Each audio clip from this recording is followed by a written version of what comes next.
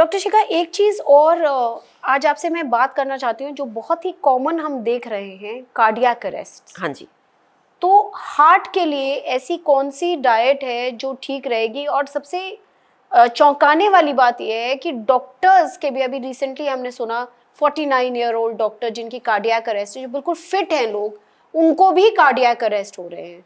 तो क्या खाने में हम कुछ ऐसा बदलाव कर सकते हैं जिससे कि इस तरह की चीज़ों को हम अवॉइड कर सकते हैं? ये आपने बहुत अच्छा सवाल किया। इनफैक्ट अगर आप देखें पैंडेमिक के दौरान हर एक इंसान के अंदर वो वायरस गया ही गया है, चाहे उसके सिम्टम्स उसको मिले, चाहे वो बीमार पड़ा हो, चाहे ना बीमार पड़ा हो, बट वायरस अंदर जरूर गया है। जब वायरस अंदर गया है तो उसने उसकी हार्ट मसल के अंदर डैमेज सबकी किया है, राइट। अब कुछ में वो विजिबल है, कुछ में वो इनविजिबल है, कुछ कॉम्पनसेटेड है, कुछ डीकॉम्पनसेटेड है। यानी कॉम्पनसेट मतलब रिकवर हो गया है। इनफैक्ट पैंडेमिक के दौरान ही मैंने जब रिसर्च करनी शुरू करी तो मुझे जो इंडियन हर्ब्स हैं उसमें बहुत फ़ायदा नज़र आया। जैसे पहला हर्ब जो मैं आपको बताऊंगी इस बुरांश। अच्छा। तो बुरांश के बारे में मैंने स्टडी करी जो कि उत्तराखंड में मिलता है, और उसकी हर्बल टीज बनानी शुरू करी मैंने, क्योंकि रोडोडेंड्रॉन आपका एक बहुत पावरफुल एंटीऑक्सीडेंट है। दूसरा आंवला। आंवला तो इंडियन आयुर्वेद में इतना उसके बारे में लिखा गया है, इंडिया के आयुर्वेद में, कि वो रामबाण है। तो आंवला जरूर लेना चाहिए, वो एंटीऑक्सीडेंट है, वो रिपेयर करता है लिटरली जहाँ जहाँ डैमेज होता है। तीसरी चीज़ है जो आप ये कहते हैं अनार।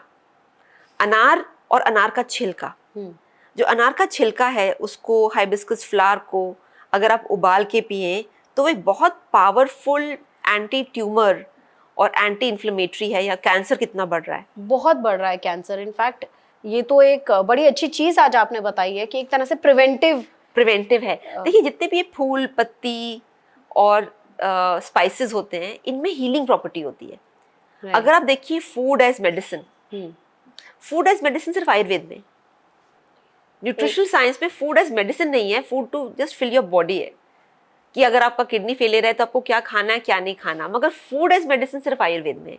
तो फूड एज मेडिसिन में पैंडेमिक में जैसे मैंने आपको कहा कि रोडोडेंड्रॉन बुरांश का फ्लावर, देन आंवला, कैंसर के लिए मतलब जो म्यूटेशन है, नॉट कैंसर बट म्यूटेशन को प्रिवेंट करने के लिए अगर आप अनार की छिलका, हाइबिस्कस फ्लावर, स्पेयरमिंट, इन सब का काढ़ा बनाएं तो रोज के रोज आप कैंसरस सेल्स को डिस्ट्रॉय कर रहे हैं। देखिए कैंसर एक दिन में नहीं बनता, it's a long process, it's a process. और हमारे आपके शरीर में, मेरे शरीर में, सबके शरीर में कैंसर सेल्स हैं, म्यूटेशन है, बट हमारा शरीर उसको पकड़ता है, बाहर फेंक देता है, पकड़ता है, फिल्टर करता है, निकाल देता है।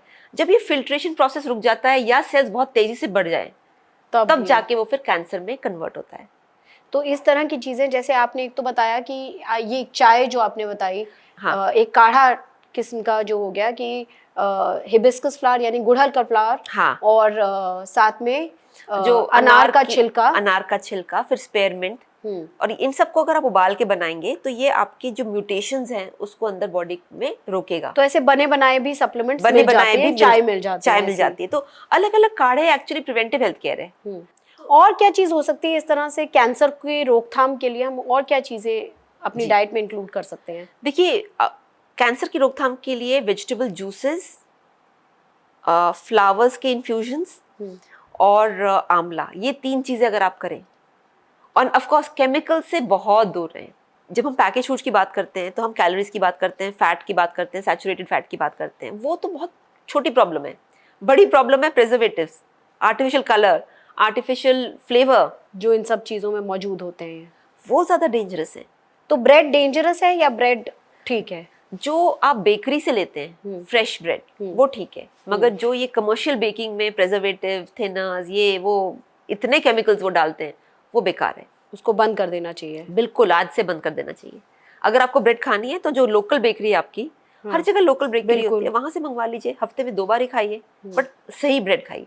एक और चीज़ आजकल जो मार्केट में बहुत मिल रही है, क्योंकि कहते हैं खाने में भाई बहुत पेस्टिसाइड्स हैं, केमिकल वाले खाने जैसे आप बता रही हैं, तो ओजोन वॉश्ड वेजिटेबल्स। देखिए ओजोन वॉश करेगा वायरस को, बैक्टीरिया को, केमिकल को थोड़ी ना वॉश करेगा। केमिकल आप वॉश नहीं कर सकते, उसके लिए तो आपको ऑर्गेनिक ही खाना है। तो ओजोन वॉश्ड वेजिटेबल्स ठीक हैं या नुकसान कर सकती हैं? फायदा नहीं है, मैं कहूँगी कोई फायदा नहीं है, क्योंकि वैसे भी अगर आप प्रॉपरली वॉश्ड वेजिटेबल्स लेते हैं, क्योंकि ओजोन सिर्फ वायरस और बैक्टीरिया को खत्म कर सकता है, केमिकल्स को नहीं खत्म कर सकता। तो आप ओजोन वॉश से सारे केमिकल्स नहीं हटा सकते जो इतने टॉक्सिक केमिकल आ रहे हैं। आपको पता है पंजाब में एक कैंसर ट्रेन चलती है, और क्यों उसका नाम कैंसर ट्रेन बना है? क्योंकि 2-4 विलेजेस से, 2-4 लोकेशन से वहाँ पे इतना पेस्टिसाइड यूज हुआ है कि फार्मर्स को कैंसर हो गया, और उस ट्रेन में मोस्टली वो वाले पेशेंट्स ट्रैवल करते हैं, कैंसर पेशेंट्स जो होते हैं। तो आप अगर आप ऑर्गेनिक चूज करेंगे, और अगर गवर्नमेंट की लेवल पे ऑर्गेनिक एग्रीकल्चर प्रमोट होगा, उसमें सब्सिडी मिलेगी, तो हमारा देश बदल सकता है।